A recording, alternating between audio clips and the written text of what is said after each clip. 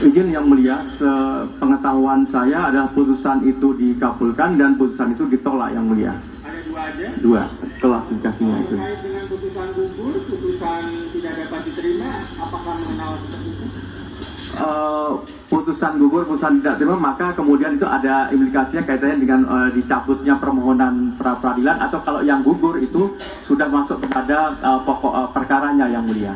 Tadi saudara mengatakan putusan tidak dapat diterima itu yang dicabut. Putusan tidak dapat terima. Alasannya apa?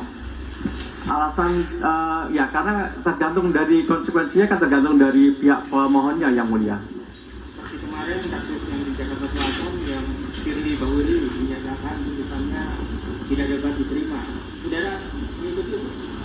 Tidak dapat diterima karena memang menurut penilaian dari hakim pra-peradilan itu adalah tidak bisa dibuktikan oleh pihak pemohon, begitu Yang Mulia. Kalau tidak dapat dibuktikan itu masuk ke materi, apakah tidak bersinggungan dengan ditolak?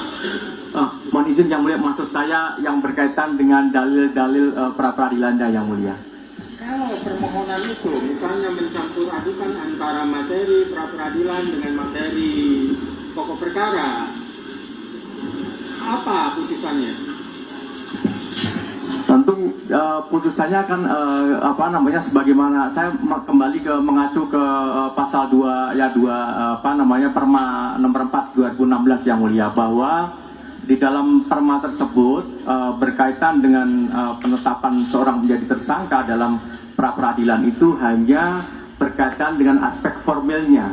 Apakah dalam penetapan tersangka itu sudah memenuhi kualifikasi minimal dua alat bukti tadi ataukah tidak? Itu yang berkaitan dengan hal itu, sehingga tidak memeriksa mengenai yang berkaitan dengan pokok perkaranya. Di dalam lembaga pra-peradilan itu hanya berkaitan dengan 3 objek tadi yang saya sampaikan, dan khusus untuk penetapan tersangka itu hanya juga untuk pra-peradilan ini hanya untuk berkaitan dengan aspek formilnya saja, bukan masuk kepada soal materi perkaranya. Apakah dalam permohonan pra-peradilan bisa dikenal permohonan atau kabur seperti halnya di perdata? Permohonan kabur itu karena dalil-dalil yang diajukan oleh pemohon itu dicampur adukan antara hal-hal yang berkaitan dengan formil dan materialnya Yang Mulia. Apa itu putusannya kalau terjadi hal yang seperti itu? Putusannya tentu karena kabur ya Yang Mulia ini. Jadi intinya saya ingin menyampaikan bahwa dalam putusannya itu tidak dapat diterima karena dalil-dalil yang disampaikan itu tidak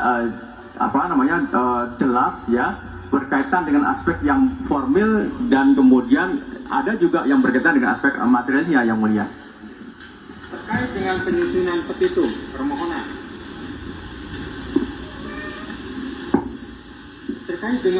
permohonan, apa petitum yang baik itu yang seperti apa menurut ahli? Mohon izin Yang Mulia, sepanjang pengetahuan saya, petitum yang baik itu harus runtut dan sejalan dengan dalil-dalil posita yang disampaikan oleh pemohon Yang Mulia. Kalau tidak sejalan? Tidak sejalan tentu tidak baik Yang Mulia. Kalau ada alat bukti yang diajukan, apakah hakim pra-peradilan hanya bisa melihat buktinya secara formal, melihat fisiknya aja, atau juga menelaah ke dalam materinya?